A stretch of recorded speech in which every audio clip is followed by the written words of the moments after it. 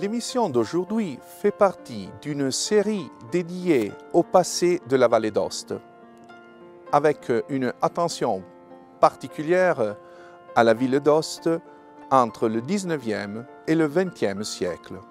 Nous vous proposons de nous suivre dans des parcours à l'intérieur du centre historique de la ville et dans ses alentours, sur la colline d'Aoste et dans les quartiers et les villages périphériques. Nous découvrirons ensemble les grandes et les petites histoires liées aux coins méconnus de la ville et aux chemins aujourd'hui carrément oubliés de ses alentours.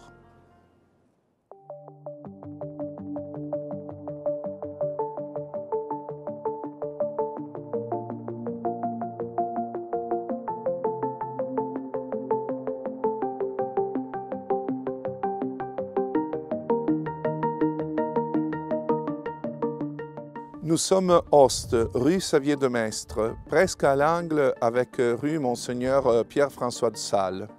Ici, dans un petit jardin tiré du mur d'enceinte du grand séminaire, se trouve le monument au Valdôtain le plus connu au monde, Anselme, moine, archevêque, primat d'Angleterre, docteur de l'Église et philosophe. Le fondateur de la philosophie scolastique, c'est-à-dire de la philosophie qui caractérisa la chrétienté de l'Europe occidentale pendant le Moyen Âge. La pensée d'Anselme est encore étudiée et discutée aujourd'hui, surtout pour sa fameuse preuve ontologique de l'existence de Dieu.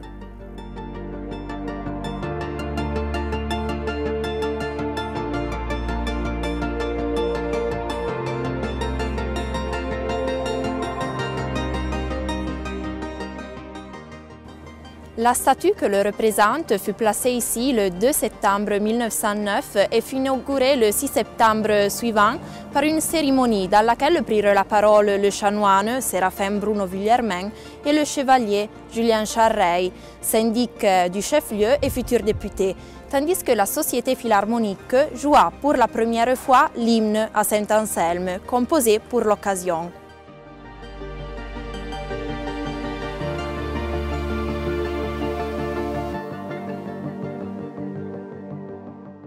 La statue est l'œuvre de l'artiste Arturo Stagliano, déjà célèbre à l'époque, qui en ce moment-là travaillait à Turin dans l'atelier de Leonardo Bistolfi, qui avait pris en charge la réalisation du monument. Ceci représente Anselme, un orateur, selon le modèle de l'art romain classique. En effet, le personnage ne se caractérise pas par les parements ecclésiastiques qui d'habitude identifient un évêque, tel que la mitre ou la crosse. Seulement l'étole permet de comprendre qu'il s'agit d'un prêtre, tandis que la chasuble peut se confondre avec la toge d'un ancien romain et le livre tenu sous le bras gauche pourrait bien être un code de loi ou un traité de philosophie et non pas la Bible.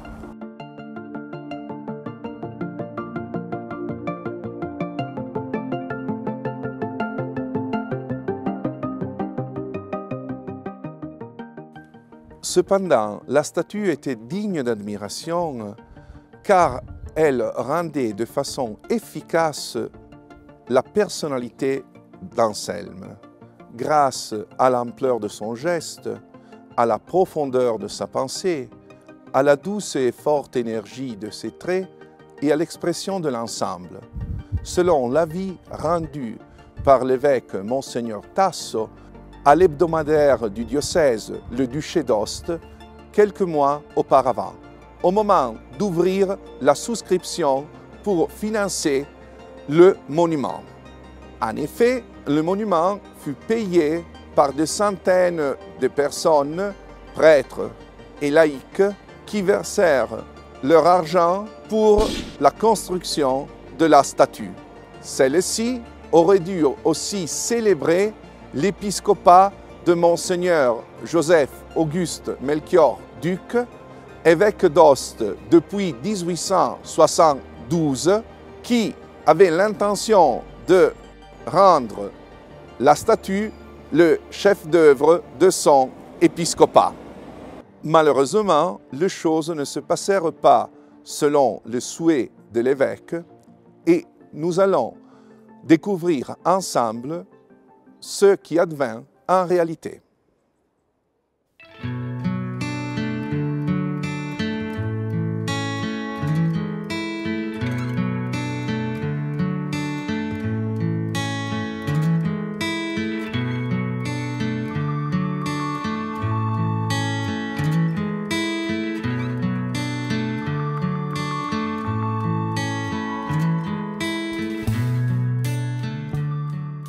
L'inauguration du monument ne fut qu'une parmi les initiatives réalisées pour célébrer le centenaire de Saint-Anselme, dont quelques-unes eurent des conséquences durables pour la ville d'Ost. En effet, selon la presse de l'époque, pour préparer l'emplacement de la statue, fut nécessaire abattre le mur septentrional de l'enceinte de l'école normale, aujourd'hui école Saint-François, et ouvrir rue Monseigneur de Sales et rue Xavier de Maistre, auparavant occupées en partie par le rustique du séminaire. L'immeuble destiné à abriter les animaux, les instruments et le personnel nécessaires pour travailler le verger et les autres fonds agricoles du séminaire.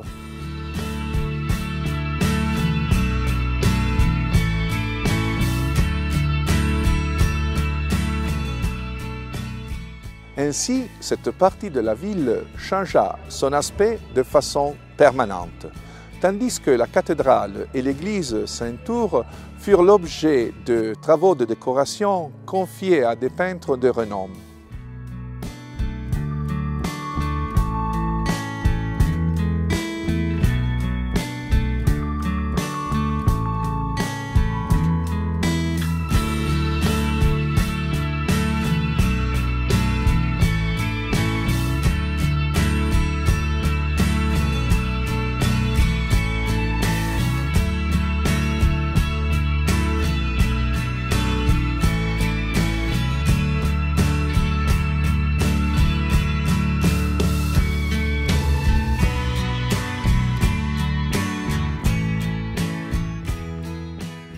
Encore, dans la maison dite de Saint-Anselme, une chapelle fut aménagée dans la chambre traditionnellement considérée la chambre de l'évêque.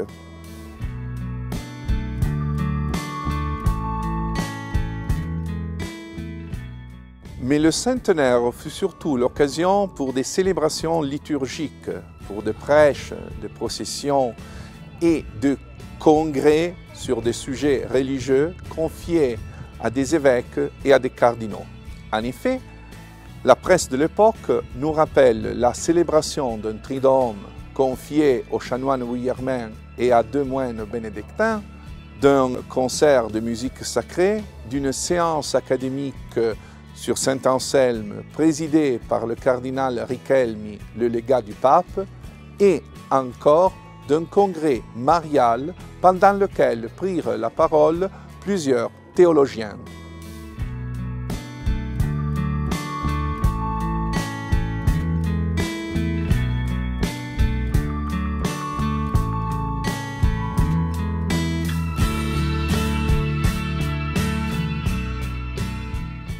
En plus, dans les jours suivants, les statues de la Vierge conservées dans le sanctuaire de Notre-Dame de la Garde à Perlo et Notre-Dame de la Guérison à Courmayeur reçurent une couronne en or.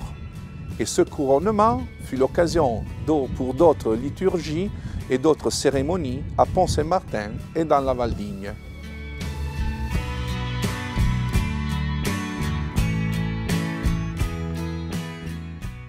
De cette façon, le centenaire anselmien fut célébré d'un coin à l'autre du diocèse d'Ost.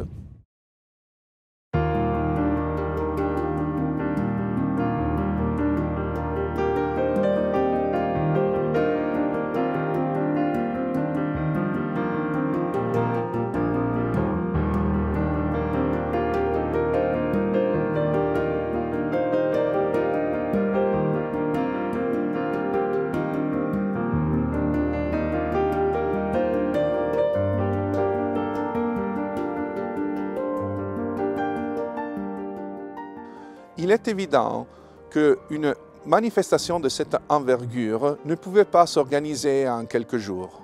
Bien au contraire, elle demanda plusieurs années de discussion, de contat et d'autorisation avant son approbation finale par les autorités civiles et religieuses. Tout cela fut l'œuvre de Monseigneur Duc, comme nous le témoigne une lettre datée du 22 décembre 1908, adressée à l'évêque par l'abbé Charles Ferrina, un missionnaire valdotin, docteur en théologie, qui prêtait son service comme recteur de l'église Sainte-Rite dans le Bronx, à New York. Après avoir informé l'évêque sur son apostolat, l'abbé Ferrina l'invitait à le rejoindre et disait: Cher Monseigneur, ne pourriez-vous pas vous risquer un jour à traverser l'océan et venir rester 3 ou 4 mois ici à Saint Rita's Rectory? Vous connaîtrez l'Amérique, surtout l'Amérique catholique, dont il me semble vous n'aviez pas une bonne idée. Vous oublierez les douleurs du passé, même la célébration du 8e centenaire de Saint-Anselme, par lequel vous n'avez pas moins travaillé d'avance que ceux qui en porteront tout le mérite.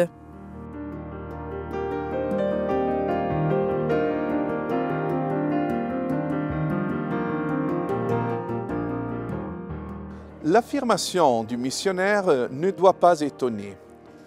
Monseigneur Duc fut en effet toujours très actif pour promouvoir le prestige de son diocèse. Par exemple, il obtint que le pape proclame bienheureux en 1881 Émeric de Quart, évêque d'Ost au XIVe siècle. Et il écrivit plusieurs ouvrages afin de démontrer que le bienheureux pape Innocent V était originaire de La Salle et non pas de la Tarentaise.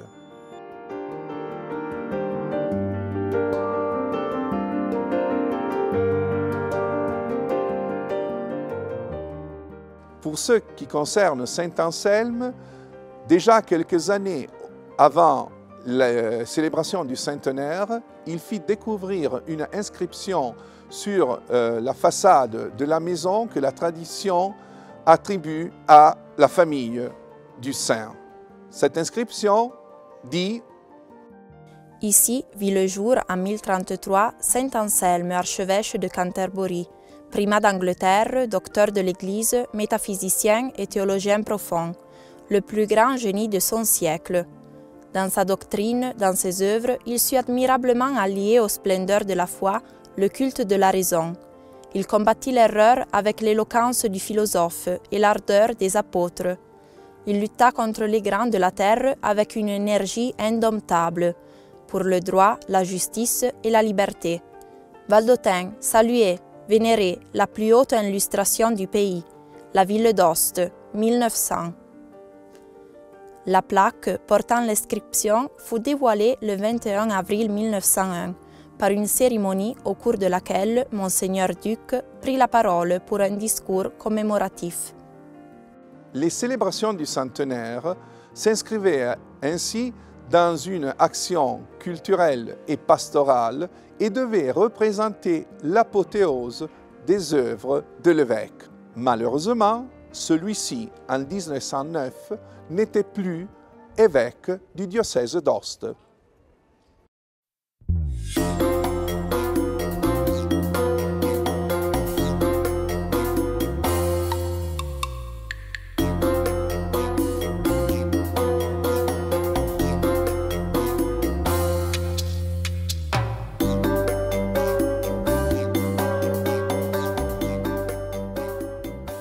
À la fin de 1907, Monseigneur Duc avait présenté ses démissions, emporté par le scandale connu par le nom de scandale de la cathédrale ou scandale de la caisse diocésaine. Quelques mois auparavant, à la mort du prévôt Maurice Gerbord, qui était trésorier du duché, l'on découvrit un déficit considérable dans l'argent du diocèse, conservé dans une coffre-fort confié aux défunts. Il s'agit d'un épisode fondamental dans l'histoire de la vallée d'Ost au début du XXe siècle. L'évêque demanda l'aide du Vatican pour établir une enquête censée découvrir les responsabilités de ce déficit. Mais une campagne de presse se déclencha contre lui, menée surtout par l'hebdomadaire Le Mont Blanc, dont le gérant était Édouard Duc, son cousin, qui avait rompu avec l'évêque pour des motivations personnelles et il était passé au protestantisme.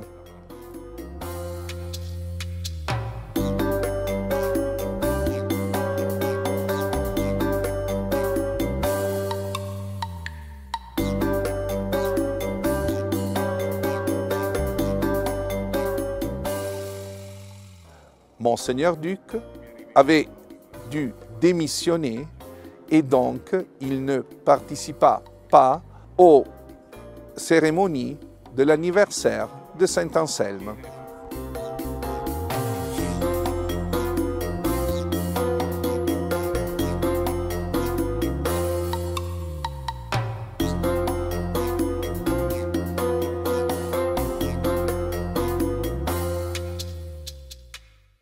L'enquête découvrit que derrière le déficit de la caisse diocésaine se cachait une histoire de femmes et de chantage qui touchait plusieurs ecclésiastiques. Parmi eux, le chanoine André-Dominique Noussan, neveu de Monseigneur Duc, qui fut arrêté en mai 1907 avec 2 autres prêtres. À ce point, la position de l'évêque devint insoutenable et il dut démissionner. Selon les habitudes de l'Église, il fut promu pour être déplacé, promoveatur ut amoveatur. En effet, il reçut le titre d'archevêque de Traianopolis, un diocèse de la Thrace qui avait disparu comme conséquence de l'occupation turque pendant le Moyen Âge. Les manifestations du centenaire de Saint-Anselme ne furent donc pas la célébration d'un épiscopat glorieux pour ses accomplissements, mais bien la tentative de l'Église de récupérer son lustre face à une population accablée par le scandale, un scandale qui avait déchiré le monde catholique local et avait retenti en toute Italie.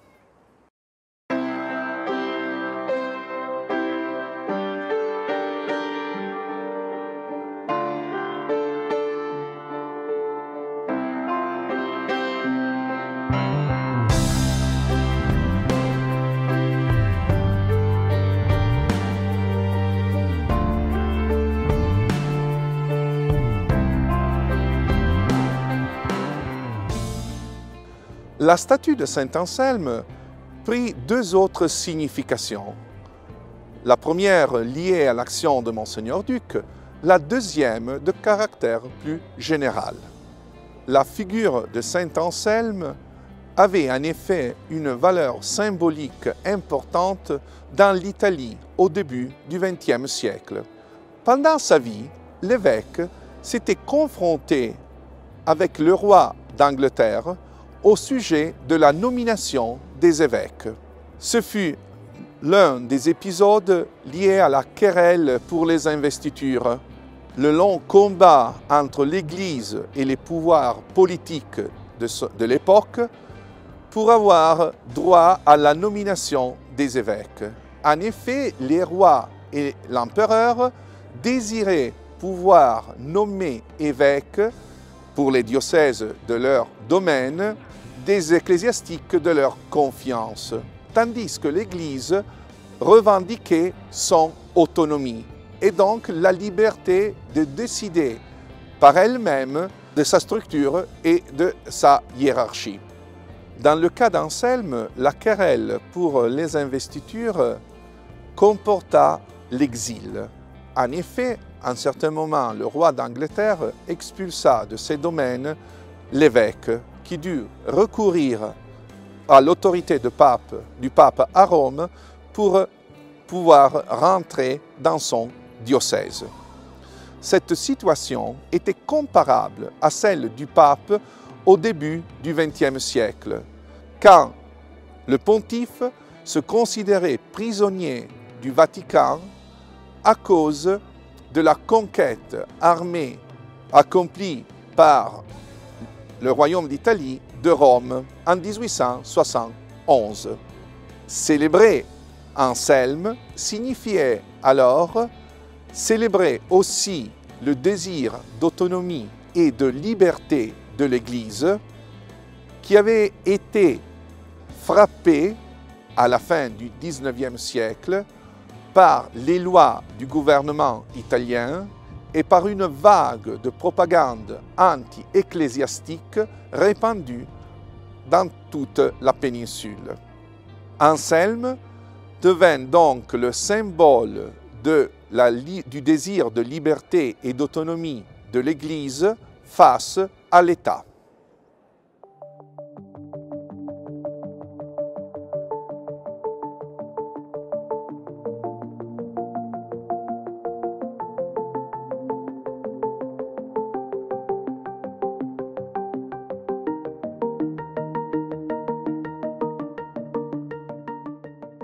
L'autre signification est liée à l'action de Monseigneur Duc.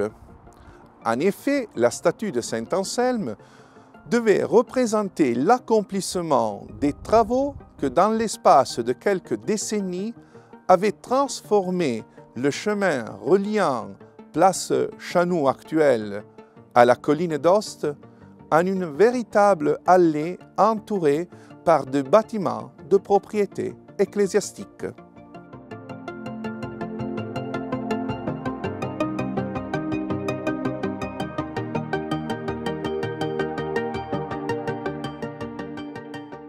À partir de 1869, au long de rues aujourd'hui dénommées Xavier de Maistre et Père Laurent, où se trouvait déjà le grand séminaire et les couvents des Sœurs de Saint-Joseph, furent bâtis plusieurs immeubles, parmi lesquels le Saint-Louis, qui abrite aujourd'hui le cinéma de la ville, le Doc Valdôtain, l'imprimerie valdôtaine et encore le refuge Père Laurent et le petit séminaire.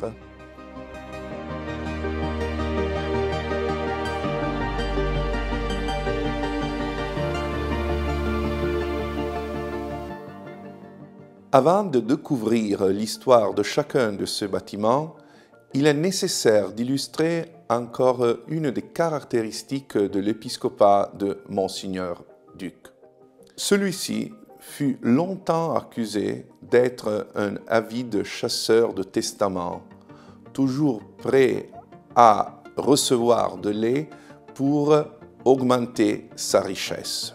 Pour mieux comprendre cette attitude, il faut réfléchir à la période de formation de l'évêque, une période qu'il vit dans le séminaire d'Ost, dans le séminaire français de Rome et encore dans les facultés de théologie des universités de l'Église.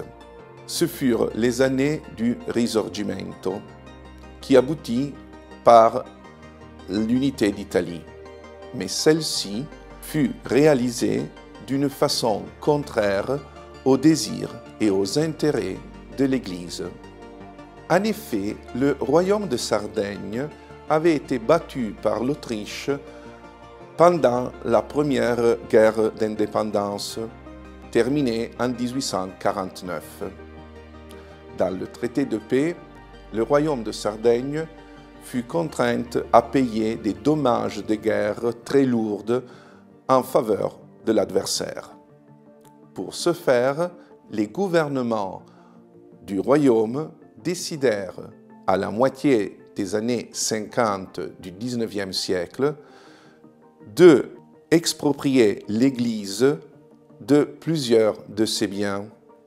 Les ordres monastiques et les congrégations qui n'avaient pas une activité sociale, c'est-à-dire une activité d'assistance au peuple, furent ainsi privés de leurs biens fonciers qui représentaient leur richesse et leur source de revenus. Ce fut un acte inouï, car auparavant, seulement les pays protestants et Napoléon avaient osé priver l'Église de leurs biens. Ce fut aussi l'occasion pour de véritables cas de conscience, car souvent les paysans qui étaient catholiques avaient de l'intérêt à acheter les champs, les vignes, les prés auparavant appartenus à l'Église. Mais en le faisant, il incourait dans l'excommunication. Et donc, il y eut un véritable déchirement à l'intérieur de la population, partagé entre leurs intérêts légitimes et leur foi religieuse. Monseigneur Duc, qui, entre autres, avait été le vicaire général de son prédécesseur, Monseigneur Jacques-Joseph Jans, entre 1867 et 1872, eut toujours à l'esprit cette situation. Monseigneur Duc savait donc très bien que l'État pouvait, en tout instant, par une loi, décider de saisir les biens de l'Église. À ce propos, il faut encore considérer que l'Empire d'Autriche était un empire catholique et l'empereur se posait en tant que défenseur des droits de l'Église. Donc le pape était vu comme trop prône aux intérêts et aux désirs de l'Empire autrichien qui était le grand ennemi du royaume de Sardaigne sur la route de l'unité d'Italie. Pour cette motivation, l'évêque choisit de ne jamais attester à l'Église la propriété des biens fonciers et des immeubles qu'il achetait, mais de mettre en tant que propriétaire des particuliers, parmi lesquels lui-même, ou des sociétés. Le problème, le danger de la saisie par l'État des biens ecclésiastiques fut toujours présente à l'esprit de Monseigneur Duc. Par exemple, déjà en exil au Valais, écrivant ses indications pour la vente de certains biens qui devaient contribuer à aplanir la dette de la caisse diocésaine, il écrivait: surgiraient des graves inconvénients. Il y aura l'impôt de richesse mobile à payer. En outre, on s'exposerait à voir le capital saisi ou au moins amoindri par le gouvernement. C'est ce qui s'est vu en 1870. L'évêché, le chapitre et le séminaire ont alors perdu le tiers de leurs revenus.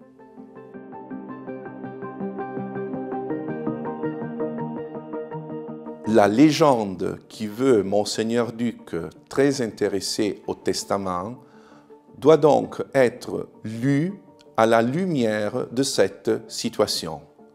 Il est certain que l'évêque aimait chercher de l'argent, mais ce choix n'était pas seulement lié à lui-même et à ses intérêts personnels, mais tout au contraire aux intérêts de l'Église. Avoir des finances disponibles signifiait pouvoir acheter ou reacheter de l'État les biens qui avaient été saisis auparavant. Les bâtiments et les constructions que nous trouvons aujourd'hui rue Xavier de Maistre et avenue du Père Laurent sont la preuve, sont le témoignage de cette attitude.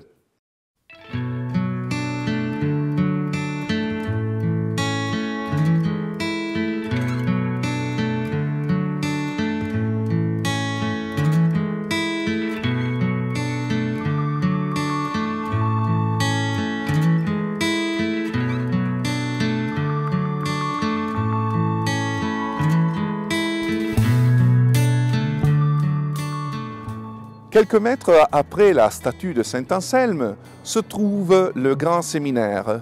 L'immeuble construit par Monseigneur Pierre-François de Sales, évêque d'Ost entre 1741 et 1783. Monseigneur de Sales descendait de la même famille de l'évêque savoisien François de Sales, saint et docteur de l'Église. Et comme son grand-oncle, il connaissait très bien l'importance d'assurer aux fidèles catholiques un clergé bien préparé au point de vue spirituel et culturel. Pour assurer cette préparation, il décida de constituer aussi en Vallée d'Aoste un séminaire. Et il choisit comme endroit pour cet établissement l'ancien prieuré de Saint-Jacquem, jadis siège principal de la congrégation des chanoines de Saint-Bernard et Saint-Nicolas de Montjoux. Les chanoines que tout le monde connaît par le nom de chanoines du Grand Saint-Bernard. En effet, cette congrégation qui date du XIe siècle et qui aujourd'hui a son siège en Suisse, est bien née en Vallée d'Aoste. Et ici, elle eut son siège officiel jusqu'à 1752. En cette année, le pape Benoît XIV, sur impulsion du roi de Sardaigne, sécularisa tous les chanoines qui se trouvaient dans les territoires du royaume. Et il céda les biens de la congrégation à l'ordre des saints Maurice et Lazare. Cet ordre, qui dépendait de façon très stricte du roi de Sardaigne, voulait faire de l'établissement un hôpital pour les habitants de la ville d'Aoste.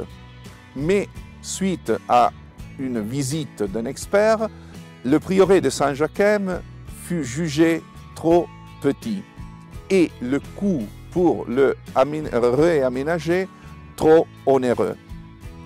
Ainsi, l'ordre choisit un autre emplacement pour l'hôpital, et plus précisément celui sur lequel aujourd'hui s'érige le palais de l'administration régionale. Tandis que l'ancien prieuré de Saint-Jacquem fut acheté en 1772 par Monseigneur de Sales.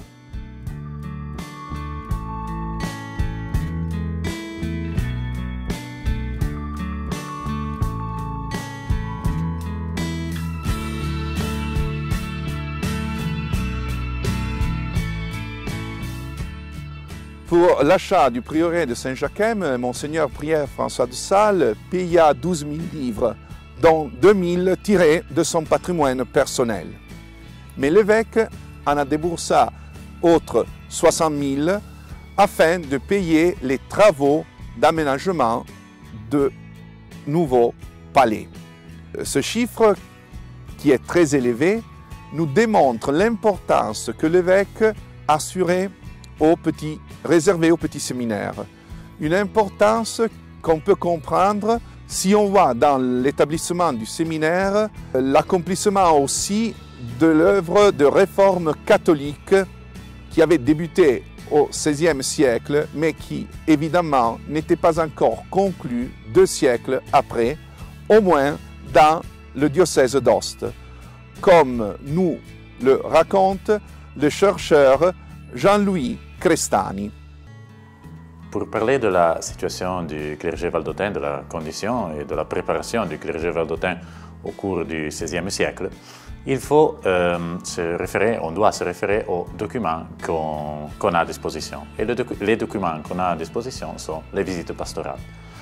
On a beaucoup de procès-verbaux de visites pastorales qui nous racontent la condition de l'Église valdôtaine au cours du XVe, VIe et XVIIe siècle.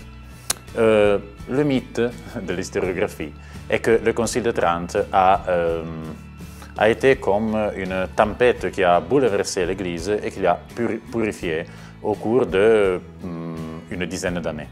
La réalité n'a pas été celle-là.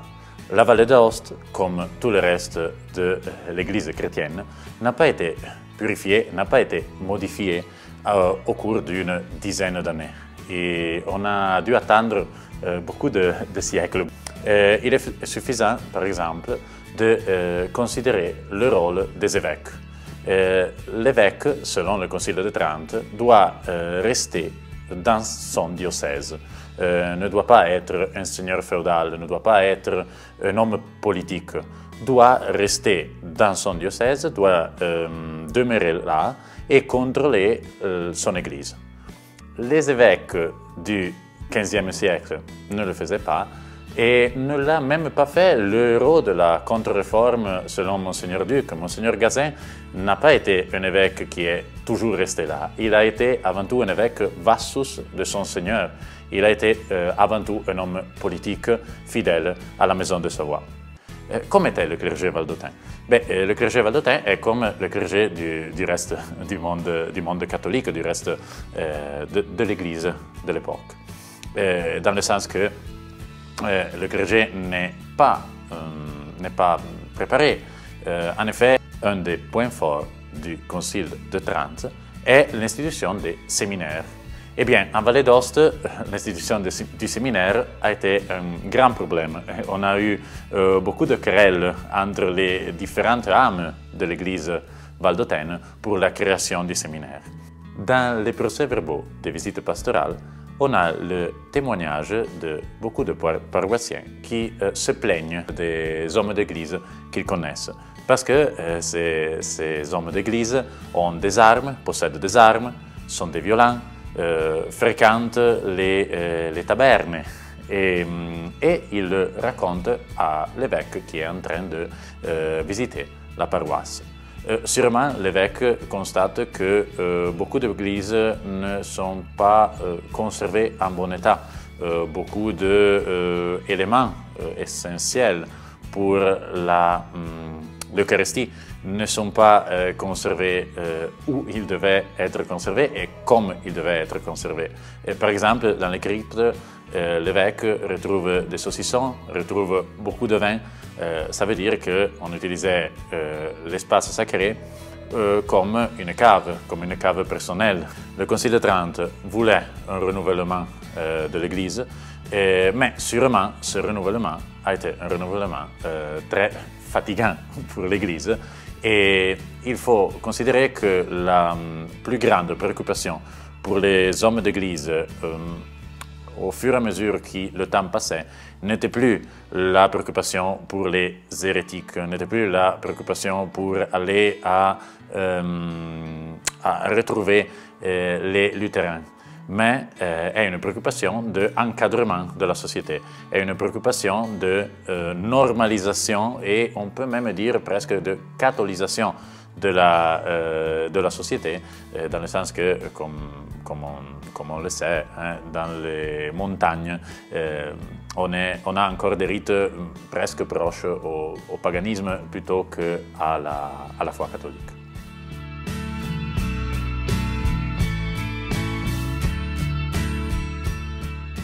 Le séminaire ouvra ses cours le 5 novembre 1780, mais il dut les fermer en 1793. En cette année, le bâtiment fut transformé en caserne. Était l'époque de la guerre des Alpes, qui voyait l'armée du roi de Sardaigne combattre contre les armées de la République révolutionnaire française qui voulaient envahir le royaume du Piémont et les duchés d'Aoste. Après la conquête française, le séminaire fut fermé de façon définitive par Napoléon, qui avait uni les diocèses d'Ivray et d'Aoste en colloquant le séminaire pour la formation des prêtres à Ivray. Ce n'est donc qu'en 1815, après la chute de l'empereur, que le séminaire d'Aoste put réouvrir ses portes aux jeunes désirant entrer dans la prêtrise. Mais les vicissitudes de ce bâtiment n'étaient pas encore conclues. Par exemple, pendant la Première Guerre mondiale, le séminaire accueillit les enfants du petit séminaire, l'établissement créé en 1890 par Monseigneur Duc pour assurer la formation de base aux garçons désirant devenir prêtres. En 1915-1916, le petit séminaire fut transformé en hôpital par les soldats blessés au front. En même temps, la plupart des séminaristes du grand séminaire avaient été rappelés sous les drapeaux. Ainsi, les deux communautés se réunirent dans le bâtiment du grand séminaire. La même démarche, mais en direction renversée, se produit en 1975, quand les communautés du grand et du petit séminaire furent unies dans le bâtiment du petit séminaire, tandis que le grand séminaire devint le siège de l'asile Monseigneur Jourdain, une école maternelle. Ce ne fut que dans la deuxième moitié des années 90 que le grand séminaire réouvrit ses portes aux séminaristes après d'importants travaux de restauration.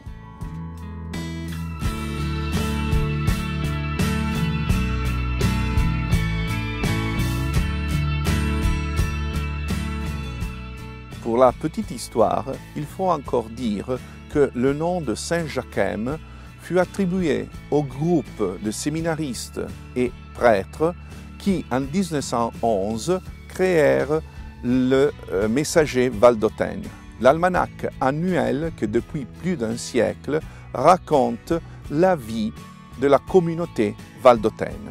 Le choix du mot jacquemiste vient du fait que le même groupe de prêtres et séminaristes avait publié, avant le Messager, un autre journal, l'Écho de Saint-Jacques, un bulletin culturel et littéraire interne au séminaire, qui avait repris le nom de l'ancien prieuré.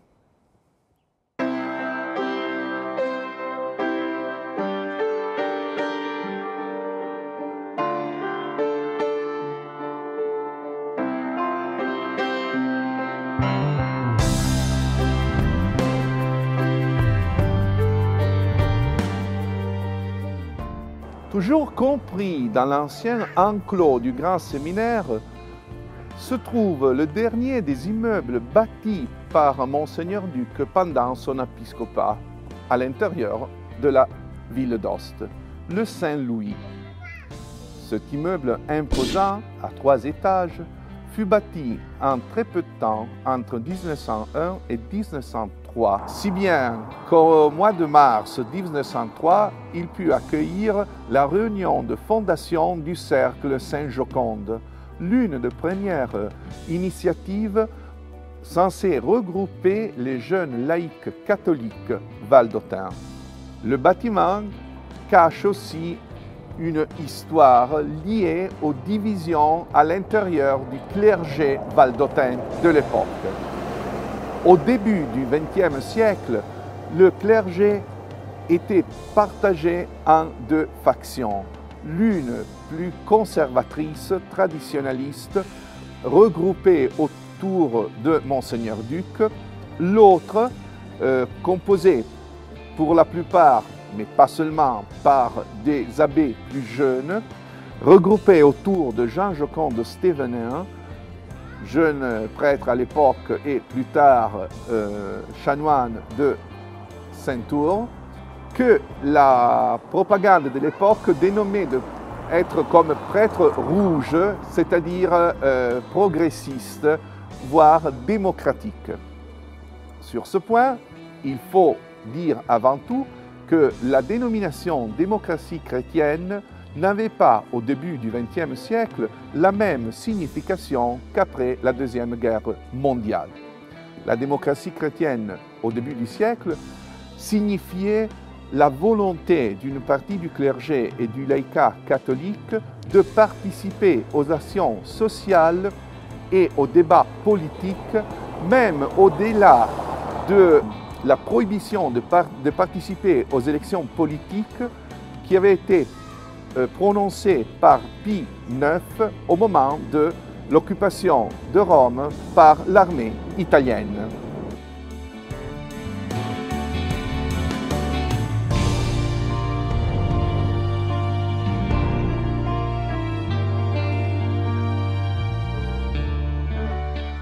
le désir, la volonté de jeunes prêtres, de prêtres rouges, de participer à l'action sociale de l'Église ne doit pas être vu seulement comme le désir d'aider le peuple, de venir à l'encontre des nécessités des gens pauvres et besogneuses. Cette attitude cachait aussi une motivation politique. C'était l'époque de la grande montée du Parti socialiste, fondé à Gênes en 1892. Les prêtres rouges avaient compris que pour contrecarrer la montée des partis contraires à l'Église, il était nécessaire de développer une action sociale proche à celle de ces partis. En plus, le groupe de Monseigneur Stévenin avait encore une attitude intransigeante, c'est-à-dire ils étaient encore contraires à l'unité d'Italie telle que c'était développée, que c'était vérifiée pendant le XIXe siècle. Cette situation peut paraître un peu étrange, mais elle est digne d'être mise en relief. En effet, d'un côté, il y a le clergé conservateur autour de l'évêque-duc, qui est en même temps fidèle au roi et qui accepte, avec toute une série de nuances, la nouvelle situation, c'est-à-dire il faut obéir au nouvel État. De l'autre côté, il y a les prêtres jeunes, plus actifs au point de vue social, qui cachent en réalité une attitude plus intransigeante, plus hostile à l'État italien. Il faut retenir cet élément pour comprendre tout le développement de la pensée politique valdotaine jusqu'à l'autonomie en 1948.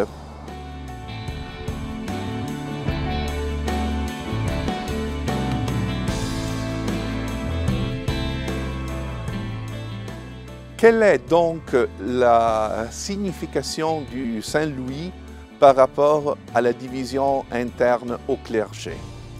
Le Saint-Louis fut bâti en très peu de temps en réponse à la construction d'un autre immeuble, celui qu'à l'époque on appelait le dock valdotin.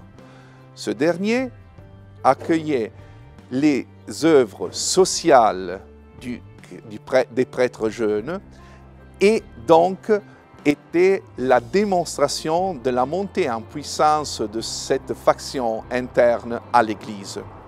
Monseigneur Duc et le clergé regroupés autour de l'évêque pensaient donc de répondre à la construction du dock par un deuxième immeuble, ce que fut le Saint-Louis.